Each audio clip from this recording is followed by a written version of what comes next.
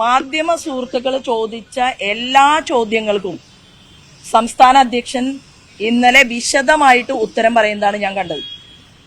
ഇനിയും ചോദ്യങ്ങൾ ചോദിക്കാനുണ്ടെങ്കിൽ ആ ചോദ്യങ്ങൾക്കെല്ലാം മറുപടി പറയാൻ ഞാൻ തയ്യാറാണ് എന്ന് പറയുന്ന സംസ്ഥാന അധ്യക്ഷനെ കണ്ടു കഴിഞ്ഞതിന് ശേഷമാണ് ഈ പാർട്ടി യോഗത്തിലേക്ക് ഇന്നലെ വളരെ നീണ്ട പത്രസമ്മേളനം ഉച്ചയ്ക്ക് 12 മണിക്ക് നടത്തുന്നതും എല്ലാ ചോദ്യങ്ങൾ ചോദിക്കുന്നതും അതിന് സംസ്ഥാന അധ്യക്ഷൻ ഉത്തരം പറയുന്നതും ഞാൻ കണ്ടു. എന്റെ മനസ്സിലുള്ള ഒരു പോയിന്റ് എന്ന് പറയുന്നത്, പാർട്ടിയുടെ സംസ്ഥാന ഘടകം എന്ത് ജോലി എന്നെ ഏൽപ്പിച്ചിട്ടുണ്ടെങ്കിലും ആ ജോലി നാളിതുവരെ കൃത്യമായിട്ട് ഞാൻ ചെയ്തു തീർത്തിട്ടുണ്ട്. എനിക്ക് അഖിലേന്ത്യാ നേതൃത്വവും സംസ്ഥാന ഘടകവും ശോഭ എന്ത് ജോലി ചെയ്യണം എന്ന് അവർ തീരുമാനമെടുക്കാറുണ്ട്. ആ പണി വളരെ നല്ല രീതിയിൽ ചെയ്തു തീർത്തു എന്ന് ആത്മവിശ്വാസമുള്ള ഒരു സാധാരണക്കാരിയാണ് ഞാൻ. കൂടാതെ എന്റെ മനസ്സിൽ ഇപ്പോഴുള്ള ഒരു ചിന്ത എന്ന് പറയുന്നത് അടുത്ത തെരഞ്ഞെടുപ്പാണ്.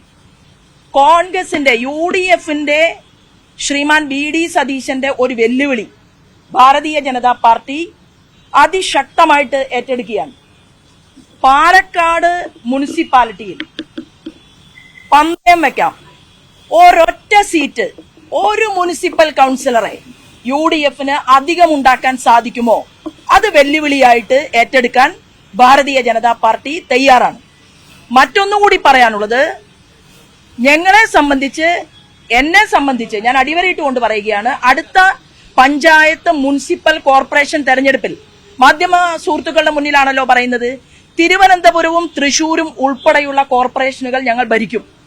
കൂടാതെ 50% വരുന്ന റിസർവേഷൻ എന്റെ സഹോദരിമാരായിട്ടുള്ള സ്ത്രീകൾ, അവരെ പോലെയുള്ള ആളുകളാണല്ലോ ശോഭാ സുരേന്ദ്രനെയൊക്കെ സൃഷ്ടിച്ചിട്ടുള്ളത്.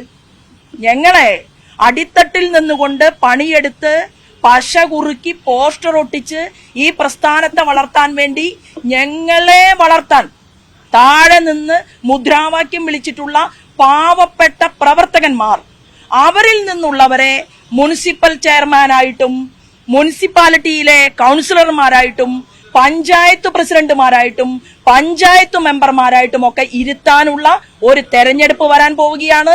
അതിന് 100% പ്രവർത്തിക്കാൻ പാർട്ടി സജ്ജമാണ് എന്നുള്ളതാണ്. ആ പണിയാണ് ഇനി വരാൻ പോകുന്നത്.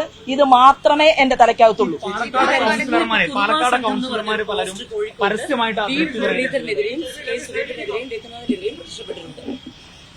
ഈ പോസ്റ്റ് ആണെങ്കിലും വാർത്തകളാണെങ്കിലും ആധികാരികതയില്ലാത്ത കാര്യങ്ങളാണ്.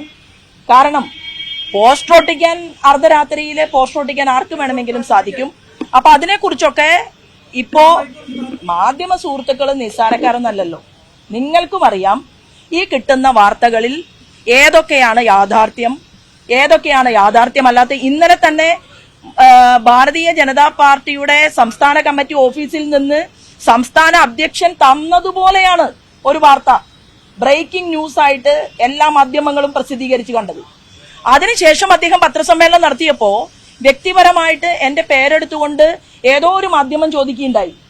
അപ്പോ പറഞ്ഞു, ആ സ്ത്രീ പാവം, അവര് പറഞ്ഞ പണിയെല്ലാം ചെയ്തിട്ടുണ്ട്, ജോലിയെല്ലാം ചെയ്തിട്ടുണ്ട് എന്ന് സംസ്ഥാന അധ്യക്ഷൻ പറഞ്ഞതിന് ശേഷവും അതേ വാർത്ത തുടരുകയല്ലേ. എനിക്ക് അതിലൊക്കെ സന്തോഷമേ ഉള്ളൂ. എന്താ കാരണം എന്നറിയാം, ഞാൻ ഇത്രയും വലിയ ഒരാളായിട്ട് നിങ്ങളെല്ലാവരും കണക്കാക്കുന്നുണ്ടല്ലോ എന്നുള്ളതിൽ എനിക്ക് വളരെ വളരെ സന്തോഷം. പിന്നെ നോക്കൂ, പിന്നെ ഈ നിൽക്കുന്നവരെല്ലാം ലേബി ഉൾപ്പെടെ എന്റെ അനിയത്തിക്കുട്ടിയും അതുപോലെ തന്നെ എന്റെ താഴെയുള്ളവരാണ്. അപ്പോ ചേച്ചിയാണ് ഞാൻ, എനിക്ക് അകത്തേക്ക് പോകണം. നോക്കൂ, ഇവിടെ ഇപ്പോ നടക്കാൻ പോകുന്നത് സംസ്ഥാന ഭാരവാഹി യോഗമാണല്ലോ.